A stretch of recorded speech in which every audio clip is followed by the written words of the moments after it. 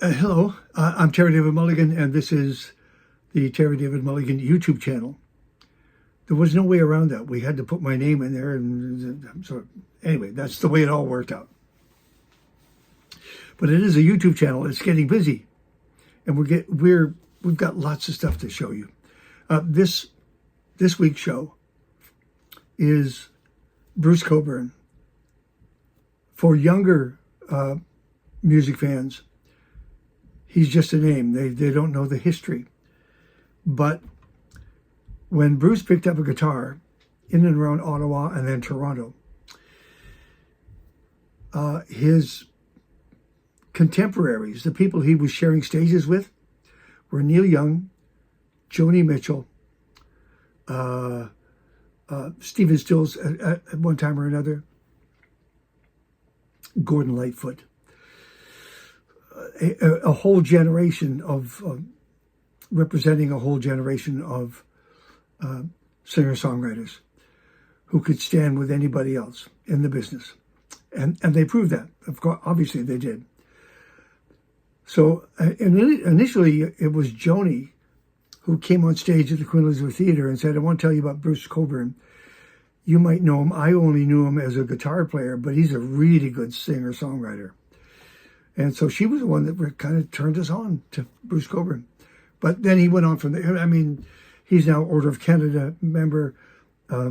He has a truckload of Junos and awards, scholarships named after him. But he continues to make music and tour. Even though his body's kind of letting him down, he's having problems walking. But once he gets on stage, he's fine. Once he sits down with a guitar in his hand, he's fine. And he's touring in the West currently. Victoria, Nanaimo, Vancouver. Trail is in there as well. I think Kelowna as well. Anyway, here's a conversation with Bruce Cockburn talking about Bo Diddley, Bob Dylan, because he was Bruce was 20 when Bob Dylan went on stage at the Newport Folk Festival, Electrified, and I just want to know the effect it had on him. We're going to talk about his legacy, current events, and the headlines that we see. He's thinking about a covers album to come. It'll take a while, but not just any covers. Covers of Sinatra, Joe Stafford, gospel tunes. He's a spiritual man. Here's a conversation with our good friend, Bruce Cockburn. I have found Bruce. Hello, Bruce. I've found Bruce Cockburn. Strangely, on a Sunday, which is a work day for you because you're on the road. Yes, I'm in Eugene, Oregon, and playing here tonight, and then we're on to Portland and further north. Yes. You come across the border. You'll have to flash that passport. I know that from watching, Bruce. I hope you're well. First of all, I always ask you the same thing. We each of us are not getting any younger. We each that brings its own hurdles to jump if one can jump. I don't jump too high these days. No, I understand that. Never did actually, but yeah. I saw you when you were accepting graciously the award from the Mariposa Hall of Fame, and you were leaning on those walking sticks. I thought maybe somebody might want to bring you a stool, but I understand, and I just wonder, what do you take into consideration when you come on the road about how you protect yourself, how you keep your strength up? I don't much do anything about that. I don't do very much when I'm on the road except the gig. I mean, I get on the bus and I get off the bus, but I'm certainly less mobile than I was when I was younger, and I mean, walking around in the time let's say we load in at 1 o'clock generally, and then the sound check will be at 3 o'clock. So I've got a couple of hours in there I could do something with. And in the past, I rode my bicycle around or I walked around, but that's not really happening these days. So, you know, it's it's as much it's partly physical capacity, but also just the need to conserve energy. So, all the energy goes into the shows, and so far that's working okay. But otherwise, I don't really do anything special. Try to avoid falling, being mugged. Let me ask you about a couple of things. If you see me looking down, it's just because I have a page full of notes. I'm listening. I just want to follow it with my eyes here. Your tour dates stop May the 14th, 15th, 16th, 17th, somewhere in there. I'm sure there's more to come. Where will you be May 27th when you turn 80 years of age? We're still working on that. My wife's thinking about what to do about that. So I don't know where it'll be. It'll be somewhere probably not too far from San Francisco because we we just had a great holiday. My wife turned 50 this year as well. So we had a big holiday with a bunch of friends in Hawaii for in honor of that. But that kind of blew the wash for this year. I'm not. To me, 50 is a bigger milestone than 80. 80's 100 will be a big one if I last that long. But 80 just whatever. I mean, it's something, but I think it represents another notch along the wheel, sort of. But it's whatever. We'll do whatever we do. But I'm not working. That's for sure. That's for damn sure. That's for damn sure. I would have been astonished if there had been a date somewhere on that day. But anyway, I'm in advance. I'm sending congratulations. Thank you. To a younger man. Listen, speaking of that,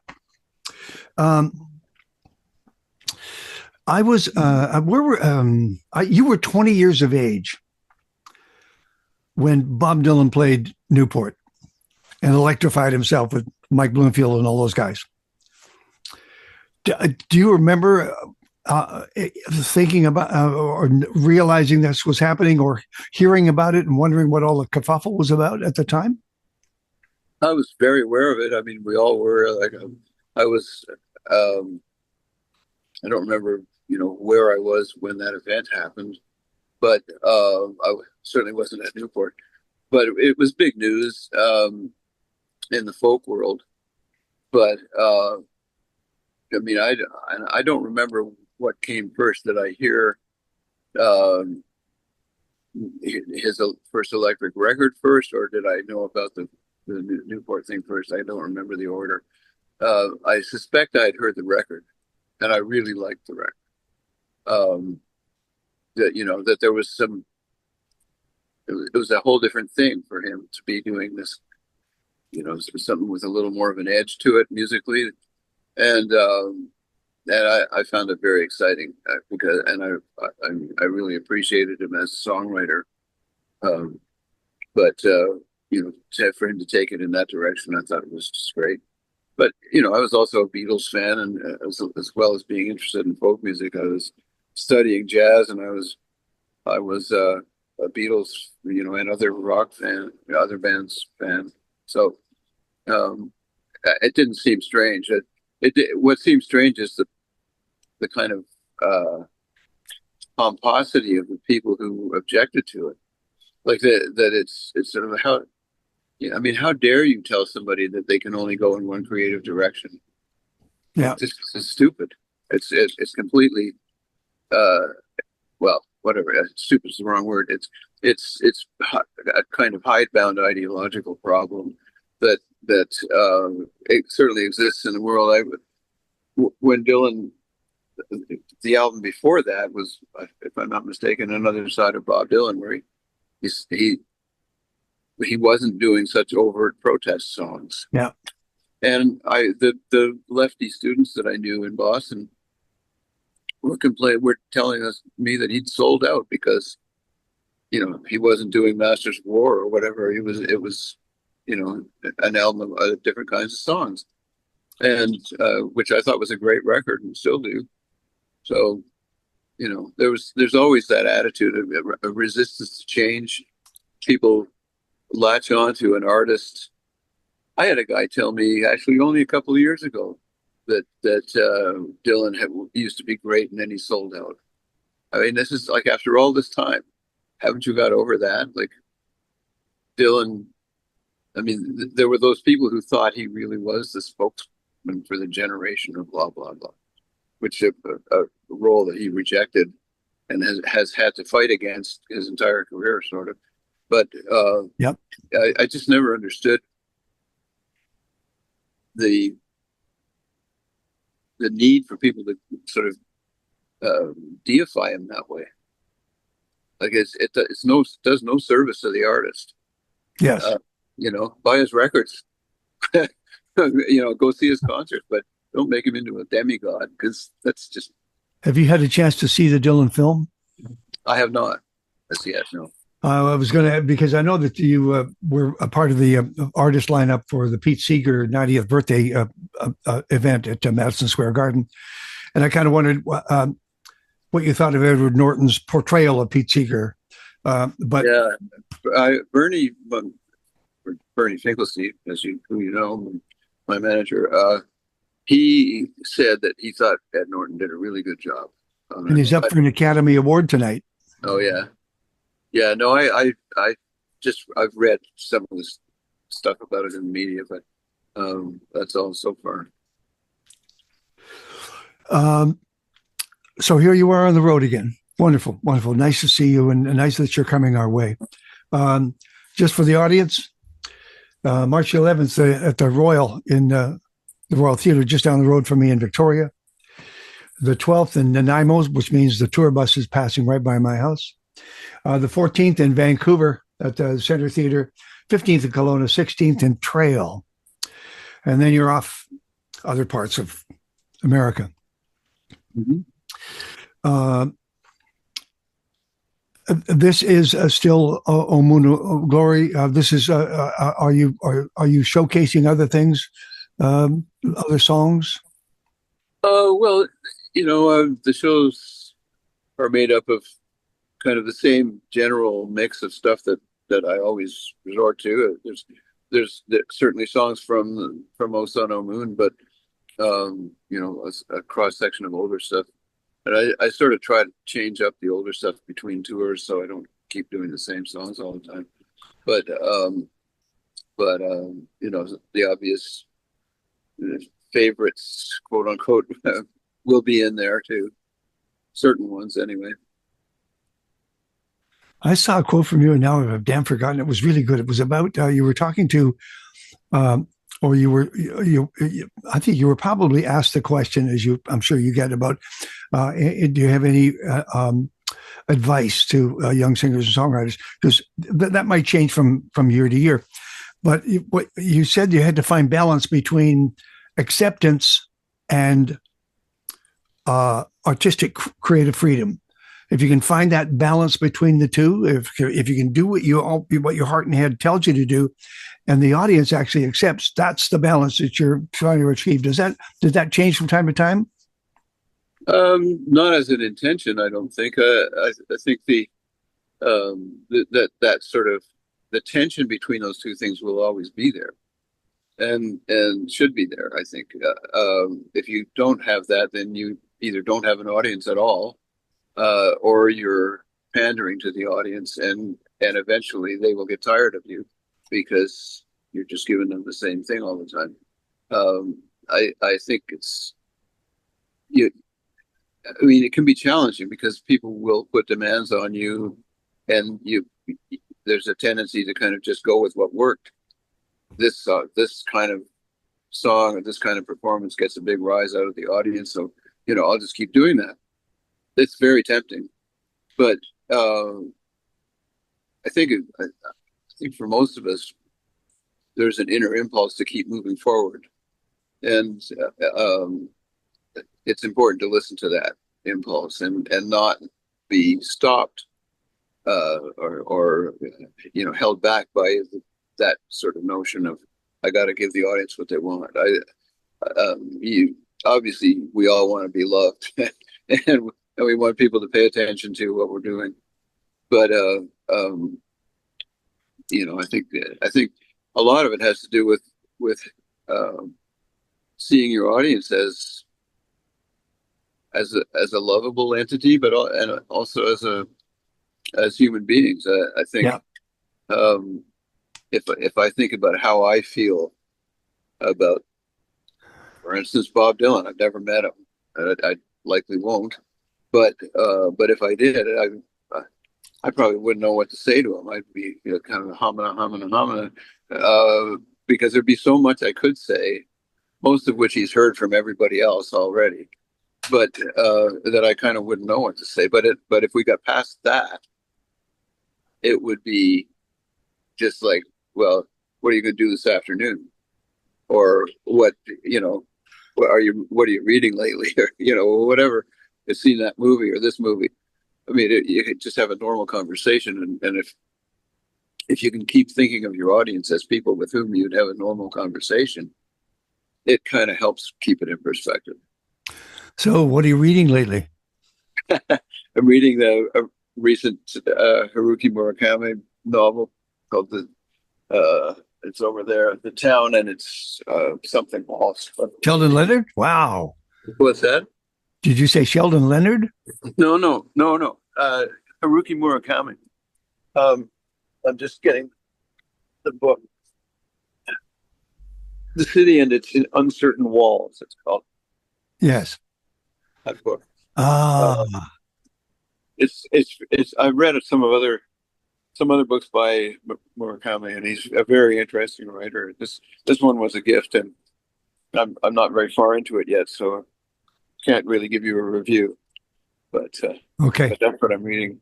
And just for the record, the Junos are coming to Vancouver at the end of March. You'll have come and gone. And just for the record, you still haven't played the Junos, right? I think that's true. Yeah. Yeah. Okay. I see that you have 13. Okay, that's good. That can open some doors. That's good. Oh, Sun and Moon. I'm still playing it. I'm playing it like it's a top 10 hit. And I play the title track a lot, Oh, Sun and Moon. But and I'm kind of you said something previously about you were trying to you were working on something there that went from basic folk blues ballad to, you mentioned Bo Diddley, and I went, Bo Diddley it's not the 3/2 Bo Diddley beat. He's not working that. So is it the chords? Is it something that Bo wrote? I don't remember the reference, actually. Sorry. Well, what did I say that about? You were talking about in the spirit of songs like the folk ballad from say Mockingbird to Bo Diddley. Oh yeah. Well, it's just in the title song, the "Oh Sun by Day, Oh Moon by Night." It's the way that it's like Mama's going to buy you a mockingbird if that mockingbird don't sing. Da da da da da. It goes on. So I sort of used that. I don't even know what to call it. That device, let's say, yes. to get if the sun and moon don't shine, heaven guide these feet of mine. It's just kind of the device kind of came from that Bo Diddley record in my frame of reference. Okay, but I mean, and I like Bo Diddley records. I love Bo Diddley. Listen, I started my Saturday Stew with Bo Diddley because on March the 1st, 1955, he walked into Chess Records and he recorded 2 songs with the Chess guys, and the first song they wrote on the tape box Rumba, but then they changed the title to Bo Diddley, and that was the Bo Diddley beat, the 3/2 Afro-Cuban beat that was so cool. and so the single is Bo Diddley. He's named Bo Diddley. The album was named Bo Diddley. They were committed to Bo Diddley, and so I looked around at people who were influenced by the Bo Diddley beat. The first page had 100 names on it. It's been one of those things that just hung around from generation to generation. And it's been told to me that because a lot of those guys would tour around and use local bands to play with, right? They didn't carry their own bands with them. Yeah. And somebody reported to me that the first thing Bo Diddley said when he had that situation going, he'd arrive at the venue and meet the band, and he'd say, that Bo Diddley beat, and they go, yeah, don't play it. Because if you listen to his records, everybody thinks of it as a drum pattern. Yeah. But it's not. The drummer doesn't play that on any of his records. It's all the guitar. All the guitar. So it's kind of interesting, but that it got adopted. Of course, there's like the English rock bands, that were trying to be blues bands and became rock bands by default, kind of. All did versions of the Bo Diddley beat, and it worked. It's an exciting rhythm, and no matter who's playing it or what instrument it's played on, it works. It works. It works. But, Willie and the hand jive. Did that, and the drums actually played the beat in that one, I think. If I remember right, it's been a while since I've heard it, but one of the interesting things about the way Bo Diddley approached that is he's playing that beat over top of basically a swing drum part, and it just, the feel is so loose and infectious because of that. Like that. So it'd be nice if somebody paid attention to that fact. And I've heard rumors that, and I've seen you reference it, that you're thinking about doing perhaps a covers album down the road, maybe deeply down the road, but you're thinking about it. It was sort of imminent until True North got sold, but now we're not quite sure what the status of that plan would be. I'm sure it'll be fine. But we'll see. You have a lot of friends in the business. I'm sure it'll be okay. I was just thinking about, because I'm going back to your teen years.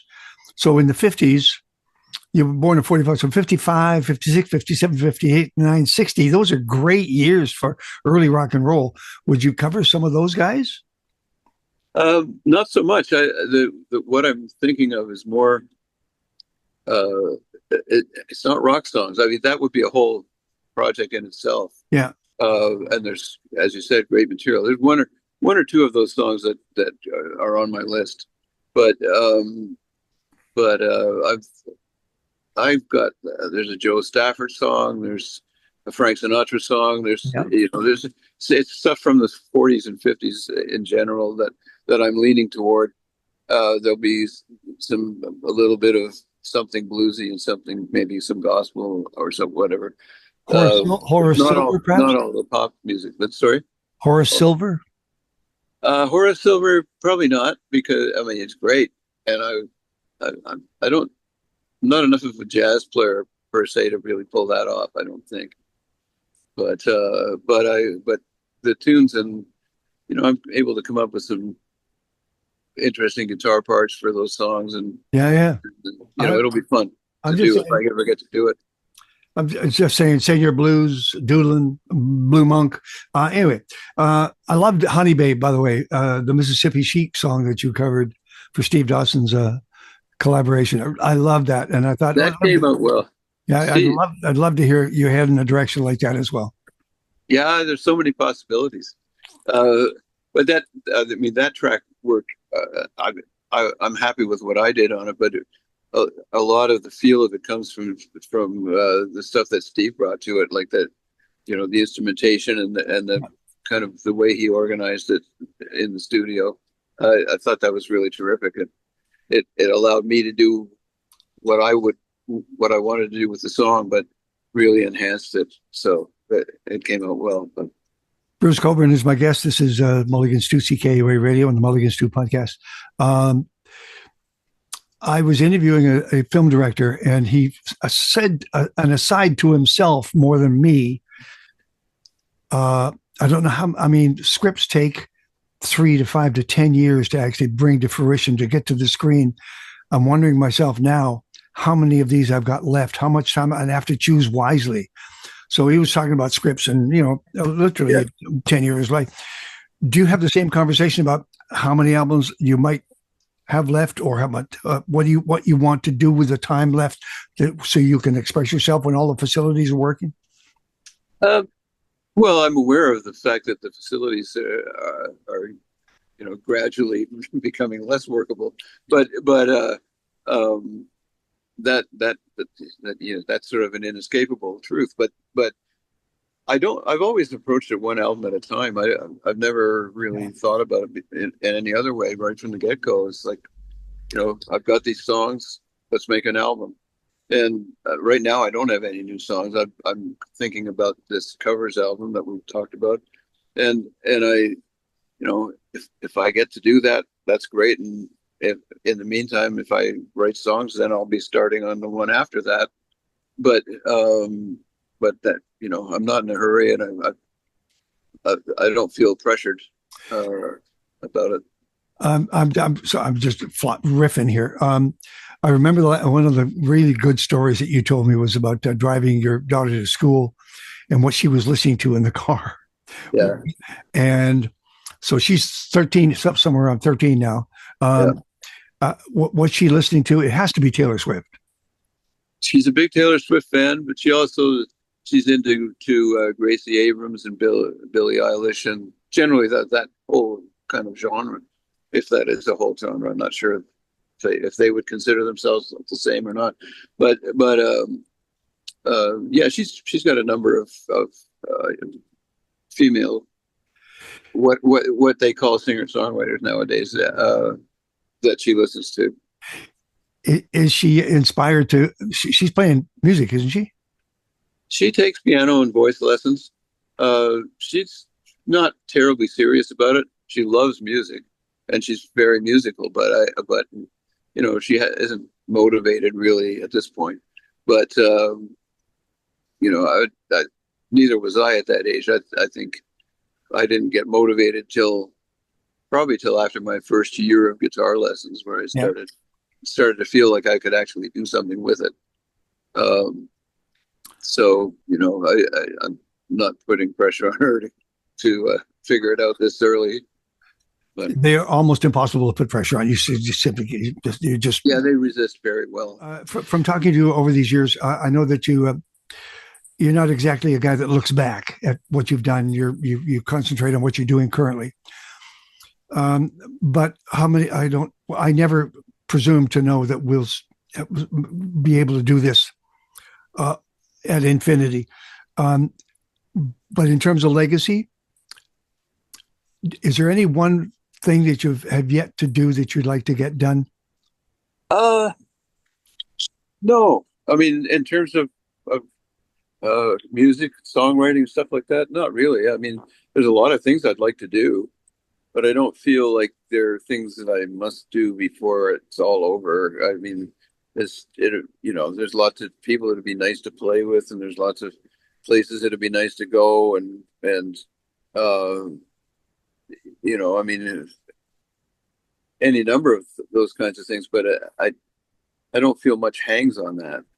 Yeah. You have written about, as has been documented, conflicts, human rights, the planet, human cycles, politics. We're at a very, very dangerous point in world politics just about now. Do you have any comments about what's transpired in our lives in the last week, 10 days? Well, yeah, it's none of it's very appealing. It's hard to. I don't want to fall prey to the sort of fear thing that a lot of my friends seem to be getting into. I think that there's certainly reason to be nervous, plenty of it, but I also think that it ain't over till it's over, and I don't think we can really second guess where it's going to go or how far. Certainly there are indications that things could go very, very bad for all of us. But it's not a given, and so it's kind of a wait and see for me. I think of my daughter, my younger daughter, especially, and my grandkids, like that who are they're coming of age, or where they will come of age in whatever world we're setting in motion now. Before the current U.S. administration took hold, there was lots to worry about already. Yeah. Now it's all sort of seems to be like tipping closer. We're getting closer to the edge of some tipping point where, all of a sudden we'll be in a free fall. But I don't know that for sure. And there's a lot of effort, a lot of energy being put into trying to keep that from happening by lots of people. So we'll see.